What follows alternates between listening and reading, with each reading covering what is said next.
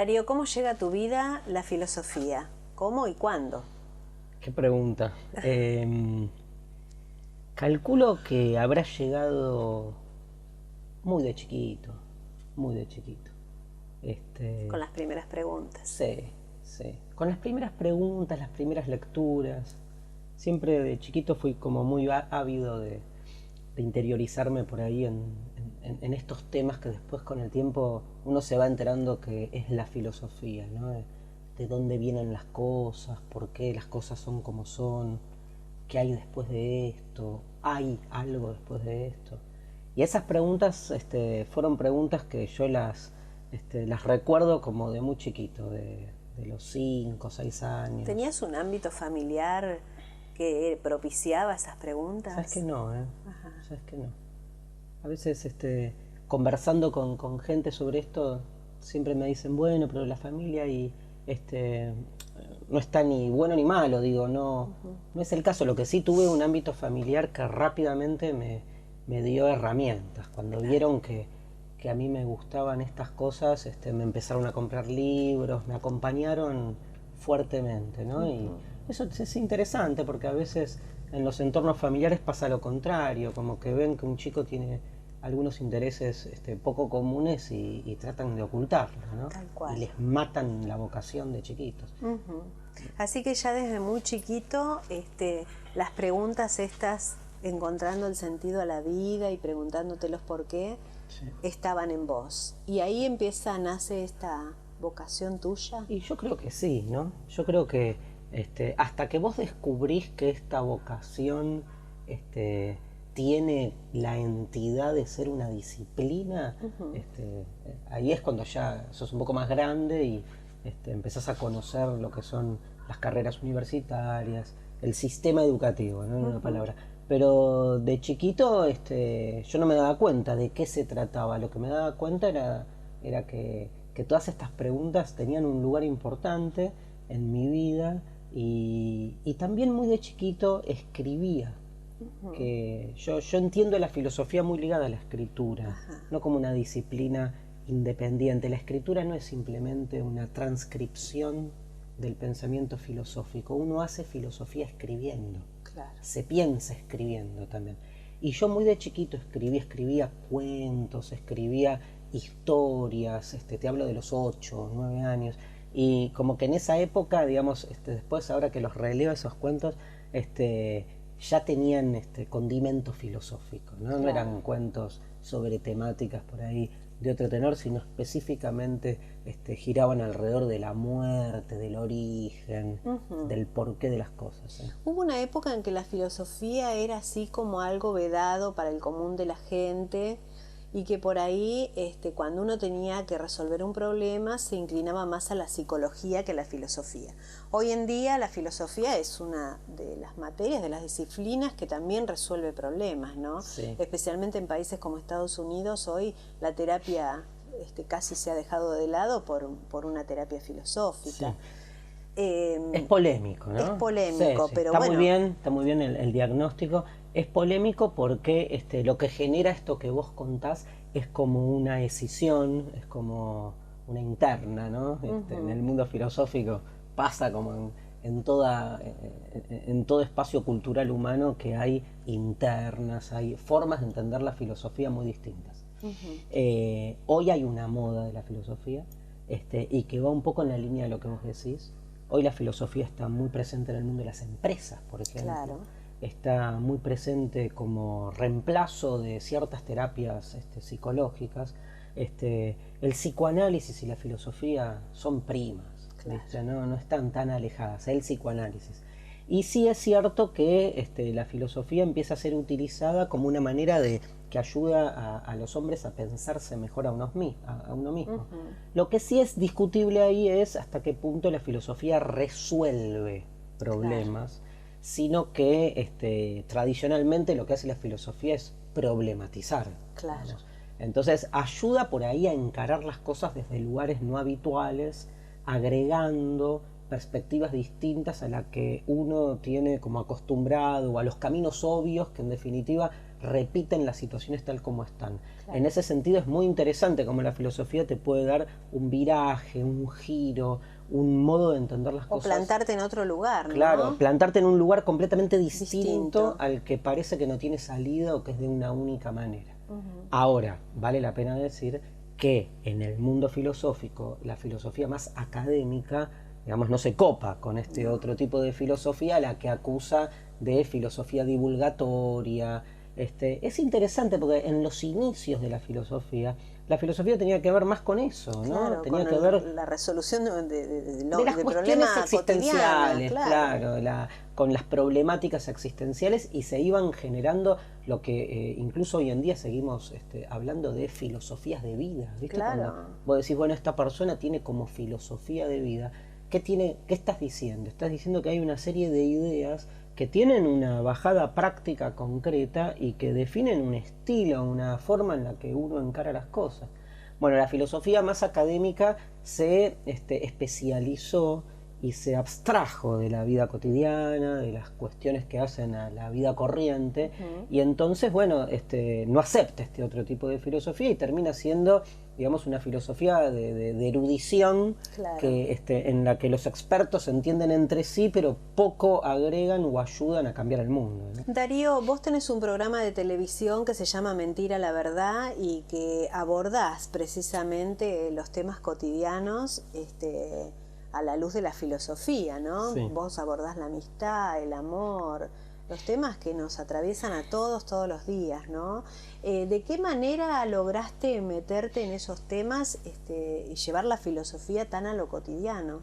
Bueno, yo creo básicamente que el rol de la filosofía es ese, es poder interpelar la vida cotidiana, ayudándonos a pensar siempre de otra manera lo que se nos presenta como obvio. Digo, si para algo sirve la filosofía es para entender antes que nada que todo puede ser de otra manera. Entonces que no hay recetas únicas, ni recetas fáciles tampoco, ni formas dogmáticas de realización de las cosas.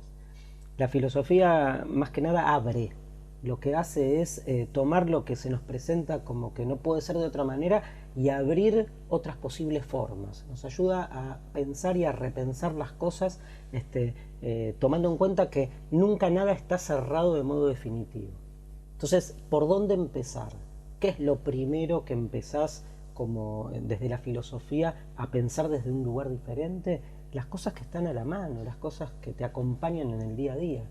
Un amigo, una pareja, la familia, el deseo, la felicidad, digamos, estas cuestiones que hacen a tu vida cotidiana y que vos crees que no tienen otra forma de realizarse que la que te dijeron o se relaciona con los mandatos familiares que son tan potentes, o cómo el mundo de consumo en el que vivimos supone presentar las cosas desde una sola perspectiva.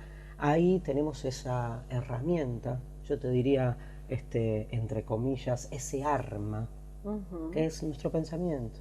Y nuestro pensamiento es, si uno realmente le da lugar y lo hace funcionar, es una forma de resistencia muy interesante que le damos poca bolilla, ¿no? En ese sentido, digamos, cuando uno toma esta herramienta y la aplica a las cuestiones más cotidianas, empieza a darse cuenta que todo realmente puede pensarse desde un lugar distinto, y al pensarlo desde un lugar distinto ayuda a que esas relaciones cotidianas o estas cuestiones básicas que hacen a la existencia puedan profundizarse. Uno tiene amigos, por ejemplo, pero pocas veces se detiene a pensar realmente qué se juega en una relación de amistad. Cuando uno se pone a pensar un poco, con las consecuencias secundarias, no secundarias, las consecuencias colaterales que esto trae, ¿no? Porque muchas veces, viste, pasa que uno está muy cómodo y muy tranquilo, suponete, con su pareja, y si uno se pone a pensar de verdad qué es el amor, qué se juega en el amor, si mi relación con el otro es una relación profunda o superficial, si es una relación donde hay uno que domina a otro, si es una relación donde el otro se convierte en una propiedad de uno, con el paso del tiempo probablemente esa relación de amor sucumba, Claro. o si no sucumbe, crezca. Pero crece porque la has pasado por toda una serie de interrogantes y cuestionamientos, y le has quitado esa superficialidad en la que muchas veces parecen estar arrojadas la mayoría de nuestras relaciones sociales. Venimos de una época, de una cultura donde los paradigmas están marcados y ni siquiera se cuestionaban, o sea, el amor era así, el matrimonio así, el noviazgo así, la amistad así. Venimos a romper en esta época, los jóvenes especialmente se atreven a romper o hay una brecha grande entre aquellos que pueden romper ese pensamiento y los otros que no piensan en nada. Bueno, qué duro, ¿no? Pero pasa un poco esto, ¿no? Digamos, la consecuencia inmediata de una cultura chata es claramente esto que vos decís, ¿no? Gente desinteresada. ¿Cómo se puede ser desinteresado, no? Es increíble que esto pase. Yo siempre cuento la anécdota de una vez que iba caminando con uno de mis hijos cuando era muy chiquita. Mi hija mayor tenía 5 años y vio un día una persona aquí en Buenos Aires tirada en la calle, durmiendo, tirada en la vereda. Entonces me paró, ¿no? Yo pasé, como hacemos todos, sin verla. Y me paró, ¿no? Y me miró y me dijo, papá, ¿por qué nadie se para a ayudarla, ¿no? En ese momento, ¿no? Es como que uno cae, yo miré así, y era como el frenesí de la ciudad, la gente caminando de un lado para otro, y ahí al lado una persona tirada que probablemente o no, en cualquier momento se te muere del frío o de hambre.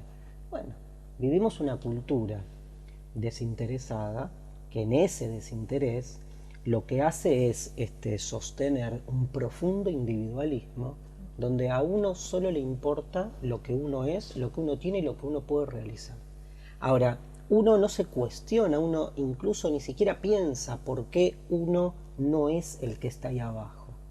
Y realmente la posibilidad de que uno deje de tener lo que tiene y pase a ser esa persona tirada ahí abajo, a punto de morirse en una noche fría de invierno, esa posibilidad es inmediata. Sí. Es inmediata, le puede pasar a cualquiera. No hay méritos para estar en el lugar en el que estamos. No solo no hay méritos, sino que podríamos tranquilamente estar en otro lugar. Y cuando digo no hay méritos, no digo que no hay gente que no se merece pasarla bien. Todos nos merecemos muchísimo las cosas que hacemos, sí. Pero en términos sociales, el que uno esté en determinados lugares y otro en otros no depende únicamente de lo que uno hace. Entonces, lamentablemente hay mucha juventud que directamente, digamos, se piensa a sí misma como que no tiene una obligación por el otro, porque bueno, porque nació, tiene las cosas básicas, le enchufan consumo por todo lado, le bombardean mensajes desde los medios bastante paradójicos, y son personas jóvenes que terminan como deambulando en un tipo de vida bastante desafectada en principio del registro o sensibilidad por el otro. También es cierto que en los últimos años hay una movida donde, por suerte, parece emerger otro tipo de perspectiva. Yo creo que hay que acompañarla. Creo que el trabajo que hacen algunos actores específicos, por ejemplo, lo que hacemos en Canal Encuentro, digamos, por tomar un caso muy chiquito, ¿no? Sí, del mismo modo tomaría organizaciones no gubernamentales que trabajan en distintos lugares, o incluso movimientos sociales no tradicionales, como se me ocurre casi graciosamente ese movimiento que lo que propone es abrazar a la gente en la calle. Y hay formas hoy nuevas en las que se está volviendo como a tomar en cuenta que uno no es solo en el mundo, ¿no? Me parece que un poco todo gira alrededor de eso. Lo que pasa es que esto conlleva a pensarse de otra manera, a rascarse un poquito la corteza, digamos, y encontrarnos con uno mismo. Y creo que uno de los grandes problemas que tiene el hombre de hoy es que no se puede encontrar, ¿no? Y no se puede encontrar porque el hombre de hoy es más bien un constructo, decimos en filosofía. Digamos, uno cree que es autónomo, que piensa libremente, que desea libremente, que siente libremente, y en realidad cada vez más uno puede, digamos, uno se va dando cuenta que piensa lo que a otros les conviene que pensemos, siente lo que a algunas marcas les conviene que sintamos y que hagamos pasar por sentimiento, que deseemos lo que a otros les es útil que nosotros deseemos. Cuando digo que el yo, el individuo, el hombre de hoy es un constructo, significa todo lo contrario a la idea de autonomía. Claro. Digamos, ¿hasta qué punto nosotros más bien respondemos a construcciones que se enganchan en una trama de la que somos parte, ¿no? Y cuando uno se mira para adentro y empieza a tratar de, como decías vos, de descortezarse, ¿no? De ir sacando esas cortezas, se va encontrando con zonas maravillosas. O sea, no hay lugar más subversivo en el buen sentido del término que nuestra cabeza, nuestra mente, nuestra imaginación. Una libertad más grande que nuestro pensamiento, ¿no? No te quepa duda, y que la capacidad de preguntar, claro, ¿no? En cambio, vos pensás que nuestra cultura más mediática e hiperconsumista es una cultura donde la pregunta no tiene lugar. Claro. No tiene lugar porque la pregunta, digamos, no reditúa. La pregunta no alcanza respuestas fáciles. Claro. Fíjate incluso un programa como el tuyo, que es un programa de preguntas, que se toma tiempo en realizar entrevistas, es muy poco frecuente. Muy poco frecuente, ¿no? Yo hacía en otro lugar, hice muchos años, hacía un ejercicio de entrevistas públicas hasta que un día me dijeron, esto es aburrido.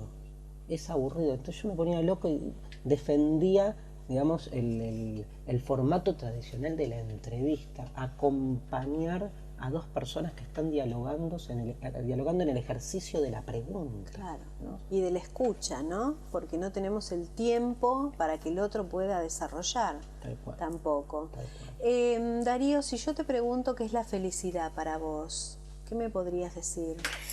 ¿Qué pregunta? Mirá, digamos, empecemos al revés. Yo te diría que es como un objetivo importante para la libertad humana poder todo el tiempo rechazar con fundamento y desde un ejercicio crítico los formatos rápidos de felicidad que se nos proponen diariamente. Para mí la felicidad es una búsqueda y un desenmascaramiento. Es la libertad natural que tiene el hombre por poder siempre desembarazarse de todos los ejercicios de poder que intentan capturarlo y encorsetarlo. La felicidad para mí es lo opuesto a la paz interior entendida como sosegamiento.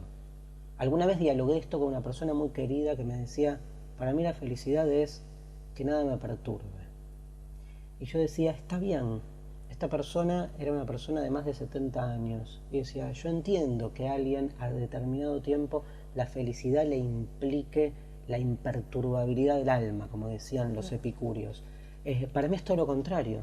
Para mí la felicidad es movimiento, desmarcarme, la capacidad de que nada termine de alquilarme el cerebro, ¿no? Y de poder estar todo el tiempo dándome cuenta que todo puede ser de otra manera y por eso seguir probando ideas nuevas, tener experiencias distintas y sobre todo si hay algo que me hace feliz es crear, ¿no? Es esta especie de huella divina que tenemos los hombres, que es esta necesidad de estar creando y recreándonos, reinventándonos incluso a nosotros mismos. ¿Y el amor?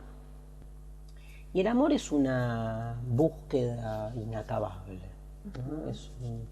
Es el deseo, como decía Platón, de poder alcanzar aquello que nos falta.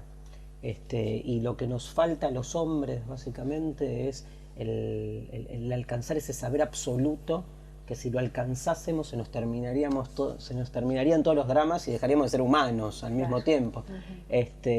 Yo creo que el amor es, en términos más conceptuales, obviamente le preguntas a alguien que hace filosofía, el amor es filosofía, no es amor por el saber. Claro. Creo que todo lo que hacemos está de algún modo encuadrado en ese deseo que tenemos de alcanzar una certeza. Lo interesante es que las certezas son inalcanzables, claro. Y entonces el amor se vuelve una especie de juego donde uno se la pasa todo el tiempo buscando algo que sabe que igual no va a alcanzar. Buscando algo que igual uno sabe que no va a alcanzar. Qué linda definición. Eso en el amor por el saber, o eso en el amor por una persona. Claro. El día que vos a tu marido, digamos, sientas que lo alcanzaste de manera definitiva, lo vas a agarrar y vas a pegar una patadita, claro, porque ya no te va a interesar ni va a tener nada más que generarte como deseo. El claro, deseo para que esté vivo no tiene que agotarse. Y en el amor hay mucho de eso. Platón en el Banquete explica el nacimiento del amor en el discurso de Sócrates a través de digamos, la concepción de Eros del amor estuvo dada por dos dioses. Uno de ellos se llamaba Penía y el otro Poros. Poros era el dios de los recursos, el dios que tenía los recursos para resolver cualquier problema. Penía era una diosa medio linchera, mendiga, indigente. Es la diosa de la pobreza. La diosa de la pobreza no la invitan un día a un festín, se queda fuera de esa fiesta y cuando sale Poros, el dios de los recursos, medio borracho, ella lo toma, lo viola y concibe de él a Eros, Cupido, ¿no? Claro. El amor. Entonces dice Sócrates, en este discurso que escribe Platón, que el amor es hijo de Penía y Poros, hijo al mismo tiempo de los recursos y de la pobreza. Creemos que cuando estamos enamorados tenemos la posibilidad de poder con todo. Y siempre que creemos, Poros, que podemos alcanzar lo que buscamos, aparece Penía. Nos damos cuenta que siempre algo nos falta. Eso es el amor. Al mismo tiempo, la omnipotencia de que podemos ir por todo y al mismo tiempo la certeza y la conciencia de que siempre nos va a faltar algo más. Muy interesante. ¿Te gustó? Me encantó. Me encantó. Así con estas pavadas enamoré a mi esposa, imagínate. Precisamente iba a hablar de esto, ¿no? De esta diversidad que hay en el amor hoy, ¿no? Y que nos podemos permitir esto, de las personas, de las parejas del mismo sexo, en el caso tuyo, que leí un poquito tu biografía, ¿no? Esta diversidad religiosa, ¿no? Si se quiere, ¿no? Vos sos judío y tu esposa es cristiana. Sí. Bueno, ¿cómo pudiste ensamblar esto? No ensamblamos. No ensamblaron. No. Eso es la diversidad, claro. ¿No? No ensamblamos, lo digo en chiste, obviamente no ensamblar significa que cada uno mantiene su identidad. Sí. Y lo que hacemos es compartir, ¿no? Creo que por ahí pasa el amor, ¿no? Claro, ahí está. Claro. Y esto es lo que hace interesante esta pareja. O sea, yo no podría tener una pareja con alguien que sea semejante a mí. Claro. Porque cuando te enamorás de un semejante, te enamorás de vos mismo, claro, puesto en ese semejante. Lo interesante es que haya una otredad que esté todo el tiempo irrumpiendo en vos y que esté todo el tiempo amenazándote, que esté todo el tiempo amenazándote, no me sale la palabra, cuestionándote, desafiándote. Sí, esa es la palabra, desafiándote. Y poder, ese es un desafío muy interesante, que el desafío no es tratar de convivir con la diferencia del otro, sino tratar de que esa diferencia te haga crecer. Te enriquezca. Te enriquezca, claro, ¿no? Como dicen algunos filósofos, que la diferencia del otro te haga tomar conciencia de tu propia diferencia. Claro. Porque la diferencia del otro siempre es, en algún punto, inabarcable para vos. Porque si la abarcás ya no es diferencia. Claro. Ahora, lo interesante es que esa diferencia genere en vos, que vos seas consciente de que vos sos también un diferente para el otro. Claro. Y entonces te bajas del pedestal. Todo se trata de lo mismo, de entender que tu casa no es el ombligo del mundo, que no sos el ombligo del mundo, que tu casa no es el centro del mundo, que tu yo no es lo único por donde pasa todo, ¿no? Claro. Creo que ahí está el origen de... ¿Y Dios qué lugar ocupa en tu vida? Bueno, a ver, acá yo distingo dos cosas. El Dios definido por o caracterizado por las religiones institucionales, ese Dios no ocupa ningún lugar porque ese es un Dios que a mí no me dice nada. O sea, es un Dios en el que en términos tradicionales yo te diría no creo. El Dios que me viene relatado por las religiones institucionales no es para mí. Ahora, pensar que lo único que hay es lo que hoy nosotros conocemos que hay, a mí no me cierra.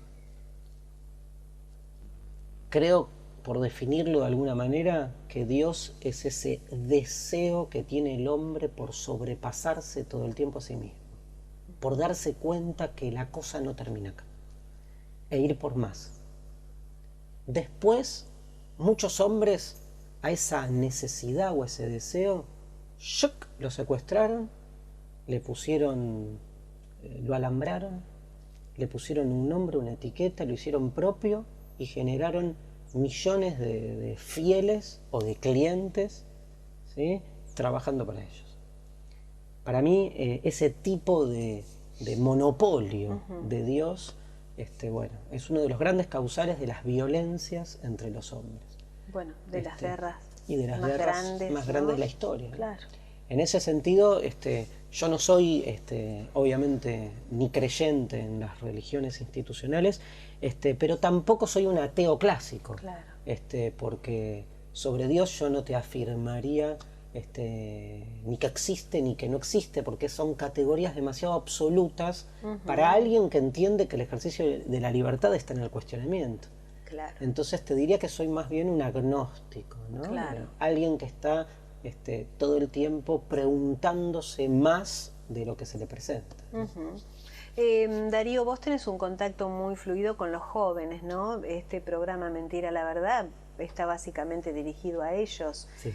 ¿Cuál es el objetivo de este programa? Y el programa es, yo te diría que es un programa que tiene primero una dimensión fuertemente política, de nuevo en el divino y buen sentido de la palabra, que es demostrar que es falso, como decíamos antes, que a los jóvenes solo les interesa el shopping y la tontería. Digo, en la medida en que vos le ofreces a un público joven un programa un poco más elaborado y que pretende mover ciertas estructuras de pensamiento y que tiene un lenguaje llevadero y entiende un poco los valores de la época, la gente se copa. Claro.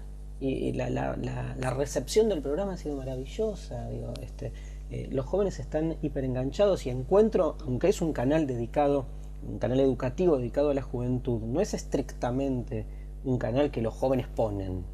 No, claro. Es más, creo que tiene, no es de consumo masivo, digamos. No es de consumo masivo y tampoco es de consumo masivo juvenil. Claro. Creo que, digamos, no tengo estadísticas porque no tengo idea, pero hay mucho público adulto que ve el canal Encuentro por el tipo de programación, y sin embargo este programa, sin que nadie haya dicho nada, fue generando como una adhesión fuerte de los jóvenes. Nosotros tenemos página en Facebook, todas las formas de difusión existentes, y la cantidad masiva de jóvenes que reaccionan positivamente frente al programa es maravilloso. Yo creo que un poco eso es lo primero, ¿no? Lo que genera el programa es eso, es demostrar que a la juventud se le puede ofrecer una programación diferente a la que se supone que es la única que se consume, e igualmente funciona. Entonces no está todo perdido. Claro. No hay una voluntad, que es otra cosa. ¿Y qué lectura haces vos cuando los jóvenes necesitan de tantas cosas externas como el alcohol, la droga, esta vaciedad, para poder subsistir en este mundo, ¿no? Porque obviamente que ellos esto lo consumen y lo tienen para poder enfrentar el mundo de hoy, ¿no? Complicado. Esto es para 40 minutos más con esta pregunta. A ver, ¿qué puedo decir? Poquito. Todo depende. Yo no soy tan unidireccional en eso. O sea, es evidente que hay jóvenes que se drogan o se emborrachan frente a la vaciedad de la que vos hablás. También es cierto que no necesariamente, digamos, el alcohol o la droga genera unidireccionalmente este tipo de situación. Digo, el problema no es el alcohol o la droga, el problema es cómo el sujeto humano se relaciona con estos factores, ¿no? Y las lecturas que a veces se hacen, ¿no? Porque de repente nos rasgamos las vestiduras con la droga y el alcohol, pero digamos los sedantes, los ansiolíticos, los remedios legales que pueden tener efectos peores incluso, porque digamos, si vos tomás esos argumentos, digo, un pibe drogado choca un auto, pero un adulto con 200 Alplax también choca el auto porque tiene los músculos paralizados.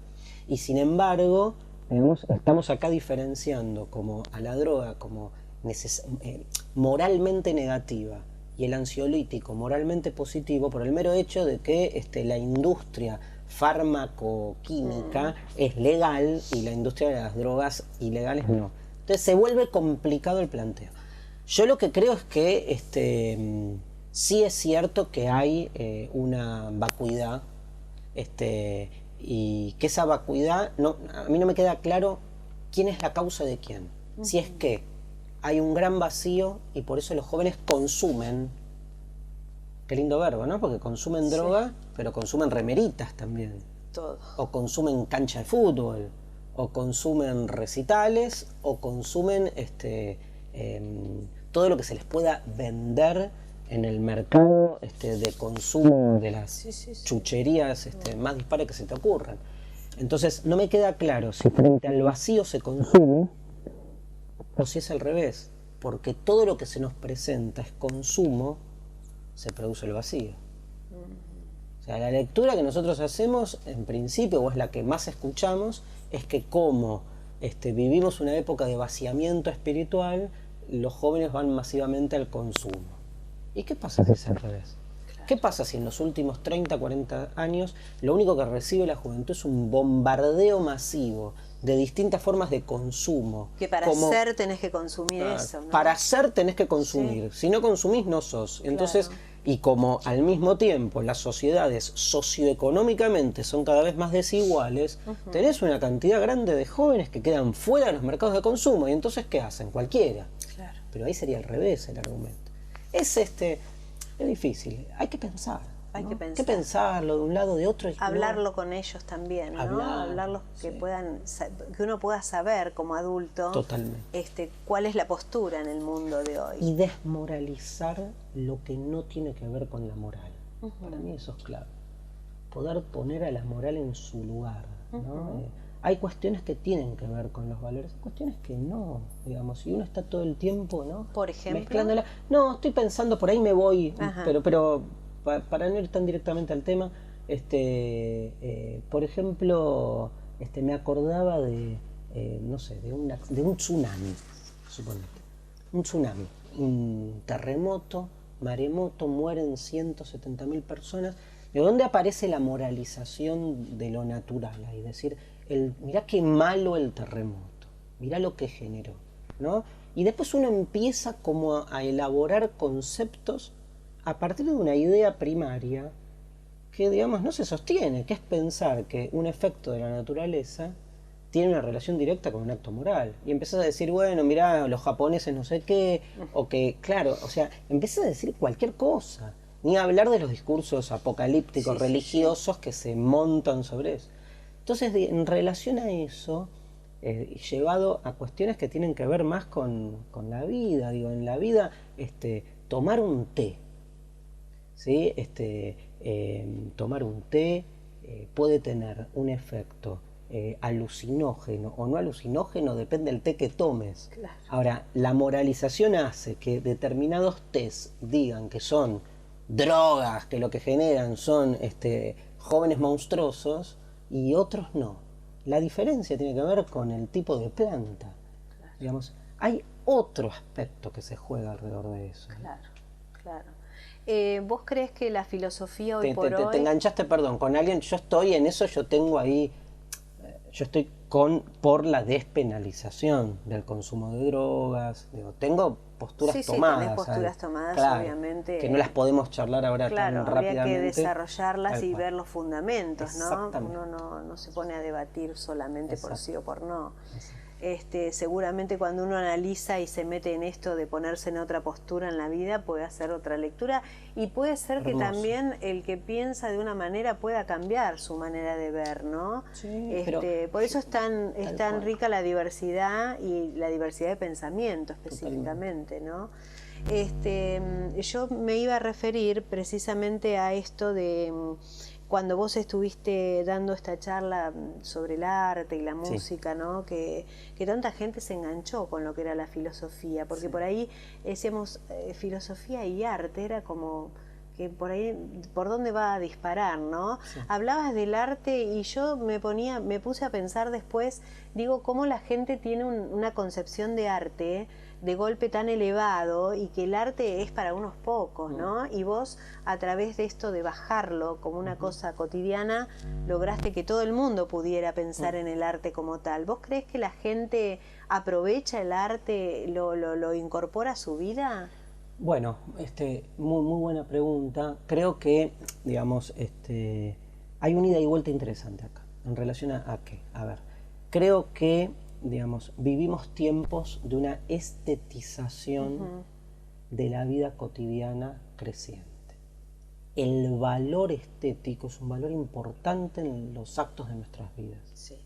En ese sentido, y ya hace algunos años, sobre todo con lo que fue la acción de las vanguardias artísticas en el siglo XX, hay como una intención de dotar de estética o de belleza la vida cotidiana.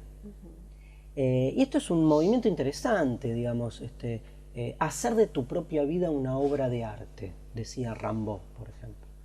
Estamos hablando de que uno puede ir a trabajar, uno puede caminar siempre por los mismos caminos y sin embargo puede mirar todo con mirada de principiante, con esa mirada del creador, del que lo hace por primera vez. Y en eso estás convirtiendo en arte cuestiones bien chiquitas, los detalles que hacen a la existencia cotidiana. En ese sentido me parece, digamos, importantísimo tomar conciencia de que todos somos artistas. ¿Sí? Que no hay una especificidad del arte que haga, digamos, que una persona cocinando sea una persona, no sé, automatizada o que hace no sé, que hace, digamos, una acción que tiene poca relevancia y que el arte está reservado para los que hacen grandes cosas. Esto por un lado, ¿no? Pensar al arte como dotar de belleza, de creatividad, de imaginación nuestras acciones cotidianas permanentes. Por otro lado, es cierto que hay, en lo que es el arte tradicional, una masificación del arte que hace que hoy cualquiera diga que hace arte, que es lo contrario al otro, ¿no? Porque vos llevas el arte a la vida cotidiana, todos somos artistas, pero otra cosa es que si todos somos artistas, venga cualquiera y diga, te vendo mi obra de arte, mirá, escupí un papel y te vendo la escupida. Entonces ahí se juegan otros aspectos que tienen que ver con el rol de la comunidad artística. Digo, ¿quién decide que algo es una obra de arte? Y acá lamentablemente volvemos a los mismos aspectos que hablamos al principio. No podemos desligar la cuestión del arte, una vez más, de la cuestión del poder. Claro. Pero no del poder del monstruo poderoso, sino del poder que se entreteje en cualquier disciplina humana, en la ciencia, en el arte, en la religión, en una escuela, en una cancha de fútbol, en donde sea, hay los que deciden, los decididores, ¿no? Hoy en día, en ese sentido, vivimos tiempos donde, digamos, el arte se ha espectacularizado.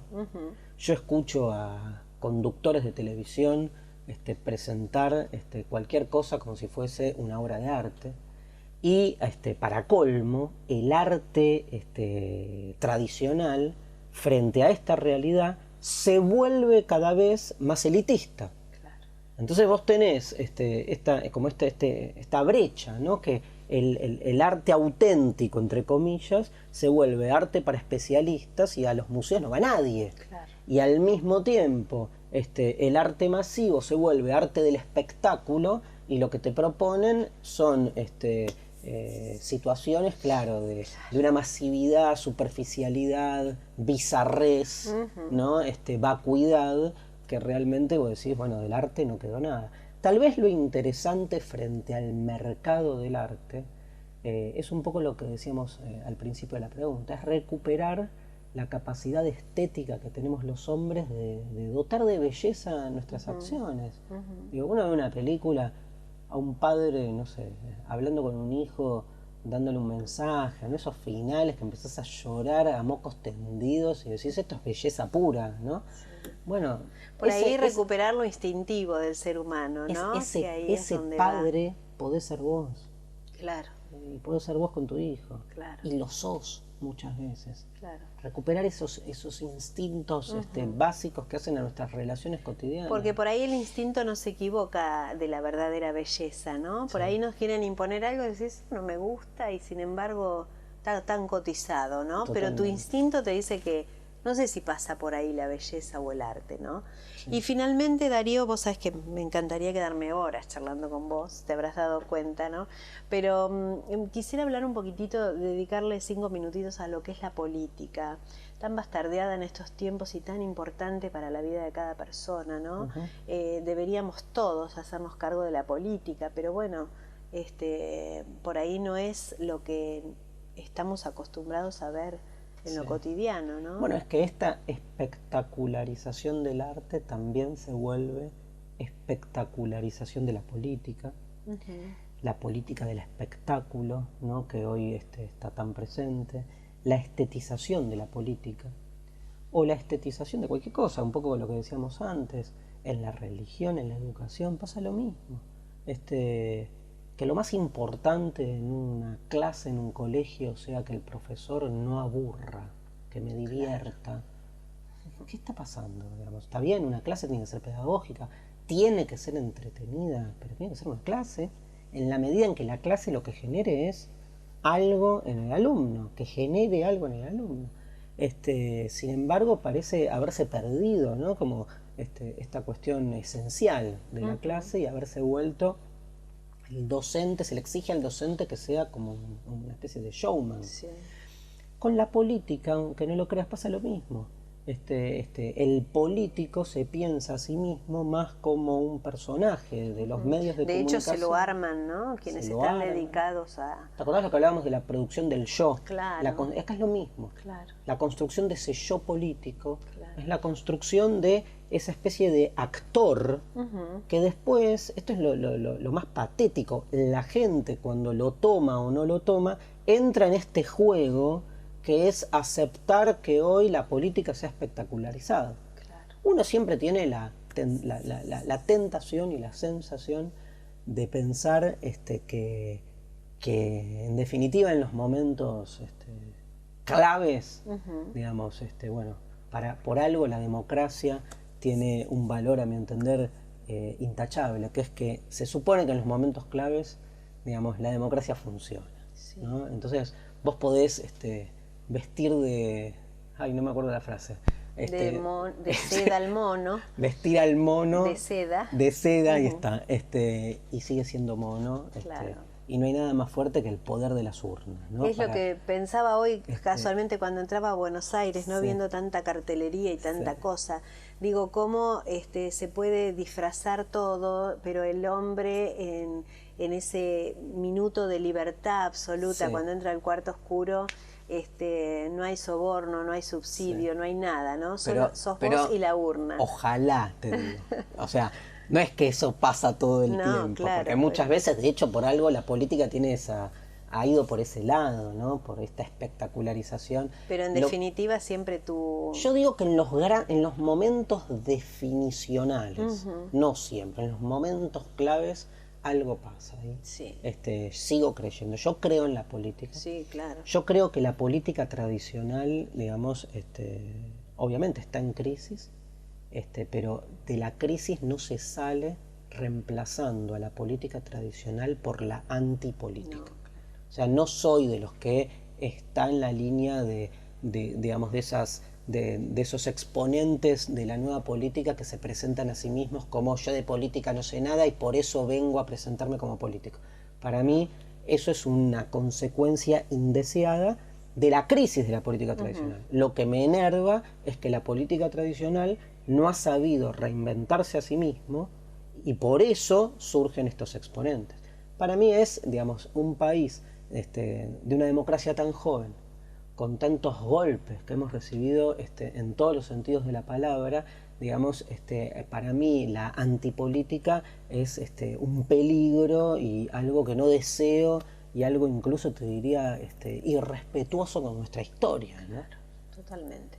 Darío, muchísimas gracias por tu no, tiempo, ha sido un favor. placer charlar con vos. Placer la conversación, gracias. Gracias.